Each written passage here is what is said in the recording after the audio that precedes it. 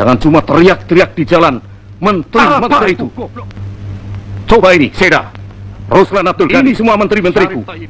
Apa mereka ini orang-orang goblok? Hei, kamu Seda, Ruslan, kamu goblok, Syarif, apa kamu menteri-menteri goblok? Anak-anak PM menulis yang kasar-kasar tentang keluargaku. Itu tidak benar, Pak. Bukan anak-anak PMK yang membuat coret-coret, tapi anggota pemuda rakyat. Mereka menyamar menggunakan baret PMK. Golongan Cina juga susah diurus. Ikut-ikutan demonstrasi dengan celana wool.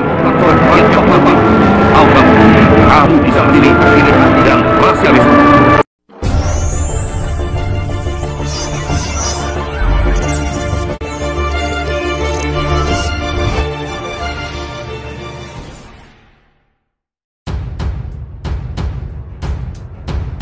Soekarjo Wilarjito, 86, salah seorang yang menjadi saksi penandatanganan surat perintah tanggal 11 Maret tahun 1966 Supersemar meninggal dunia. Mbah Jito panggilan akrabnya, meninggal di rumahnya di Dusun Gancahan V, Desa Sidomulyo, Kecamatan Godean, Sleman. Menurut Nirina, anak Soekarjo, ayahnya meninggal dunia pada hari Selasa tanggal 5 Maret tahun 2013 sekitar pukul 11 waktu Indonesia Barat. Selama ini Soekarjo hanya berada di rumah karena sering sakit. Bapak akan dimakamkan besok hari Rabu tanggal 6 Maret tahun 2013 pukul 13 waktu Indonesia Barat di makam Dusun Gancahan, katanya. Selama ini, Soekarjo dianggap sebagai seorang tokoh kontroversi berkaitan dengan lahirnya Supersemar. Soekarjo yang dulunya anggota TNI AD dan mantan anggota Security Istana Bogor menyaksikan Bung Karno menandatangani naskah Supersemar di bawah todongan pistol oleh 4 orang jenderal. Pasca Supersemar, dia menjalani hukuman penjara selama 14 tahun tanpa pengadilan dan berpindah-pindah di berbagai tempat. Sampai akhir hayatnya dia menuntut agar hak pensiun sebagai anggota TNI AD diberikan. Namun sampai dia meninggal hak tersebut belum berhasil. Kesaksian Mbah Jito panggilan akrabnya itu telah dituliskan dalam buku berjudul, Mereka Menodong Bung Karno, diterbitkan oleh Galang Press pada tahun 2008.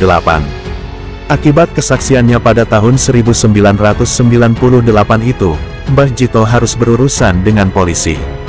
Dia pun harus duduk menjadi terdakwa di Pengadilan Negeri PN Kota Yogyakarta karena dituduh telah membuat polemik yang dapat menimbulkan keonaran atau keresahan masyarakat tentang keabsahan surat perintah 11 Maret Supersemar yang merupakan dokumen negara RI. Meski dia divonis bersalah, putusan Mahkamah Agung MARI nomor 800 Kapit 2007 menyatakan bebas dan menolak kasasi yang diajukan Jaksa Penuntut Umum JPU. Dalam bukunya di halaman 159, menurutnya yang datang membawa naskah asli dengan stof map warna merah jambu ke Istana Bogor adalah M. Yusuf pada tanggal 11 Maret tahun 1966 sekitar pukul 1 waktu Indonesia Barat dini hari. M. Yusuf bersama Amir Mahmud, Basuki Rahmat dan M. Panggabean. Namun kesaksian bahwa M. Panggabean sempat menodongkan pistol dibantah oleh M. Yusuf saat masih hidup sehingga Wilarjito diajukan sidang ke Pengadilan Negeri PN Kota Yogyakarta. Dia baru mendapatkan putusan bebas dari MA pada tahun 2007.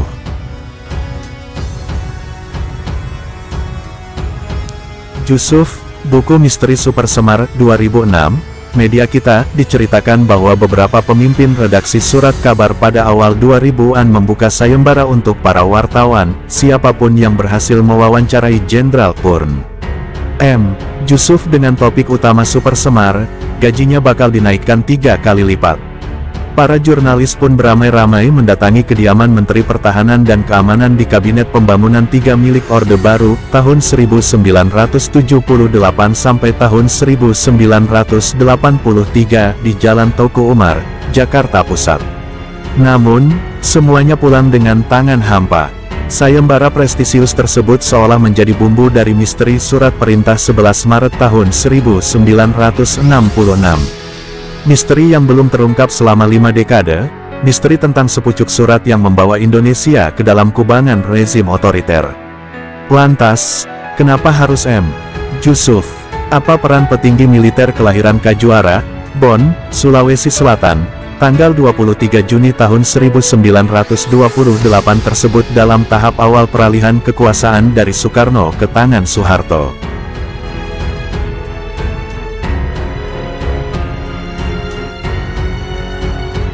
Saat Orde Baru tumbang pada 1998, bahasan tentang Super Semar kembali mencuat. M. Jusuf menjadi satu-satunya saksi kunci yang masih hidup, lantaran dua lainnya yakni Basuki Rahmat dan Amir Mahmud sudah lebih dahulu mangkat, masing-masing pada 1967 dan 1995. Publik berharap ia bisa memberi pencerahan di tengah debat dan hal-hal simpang siur lainnya. M. Jusuf pun berjanji akan menceritakan fakta-fakta soal Super Semar versinya dalam memoir yang terbit setelah ia mangkat. Buku Jenderal M. Jusuf, Panglima Para Prajurit Kata Hasta Pustaka, terbit tahun 2006, kurang dari 2 tahun setelah ia mengembuskan napas terakhir pada tanggal 4 September tahun 2004 di kota Makassar. Namun buku tersebut malah menyorongkan hal mengejutkan lainnya, naskah Super Semar ternyata ada 2 lembar. Bukan secarik dengan 2 versi, yang menjadi sumber debat kusir selama 4 dekade lamanya. Super Semar di buku Memoir Mendiang M. Jusuf adalah hasil ketikan mesin tik, namun isinya identik dengan versi Puspen TNI AD. Tak ada fakta baru terkuak, namun apa yang disodorkan M. Jusuf dalam memoarnya justru membuat perdebatan Super Semar seolah kian kusut. Jumlah versi yang beredar pun bertambah menjadi 4, di mana 3 diantaranya disimpan oleh Badan Arsip Nasional Republik Indonesia. Yang menjadi pertanyaan sebenarnya cukup sederhana, mana naskah asli yang ditandatangani oleh Soekarno setelah berdebat alot dengan M. Jusuf dan kawan-kawan pada Jumat malam tanggal 11 Maret tahun 1966.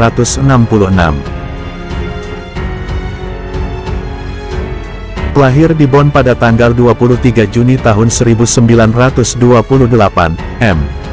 Jusuf adalah salah satu figur sentral di Orde Lama dan Orde Baru.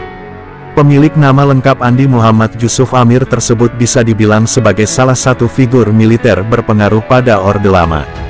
Selain menjadi perwira dalam operasi pemberantasan gerakan Permesta di tahun 1957, ia pernah menjadi Panglima Kodam 14 Hasanuddin pada Oktober tahun 1959.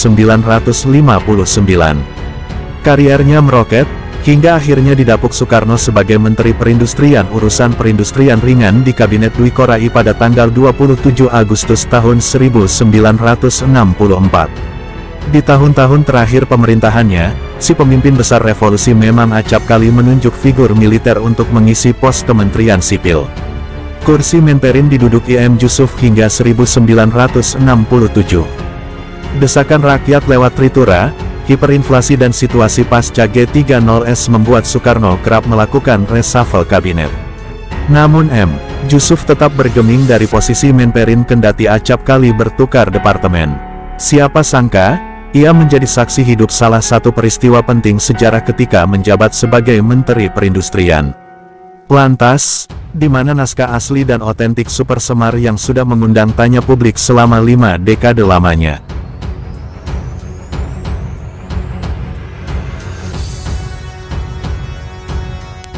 Dan versi mana yang benar? Sampai kapan ia hilang tak tahu rimbanya? Kira-kira apa komentar pemirsa terhadap apa yang kami beritakan?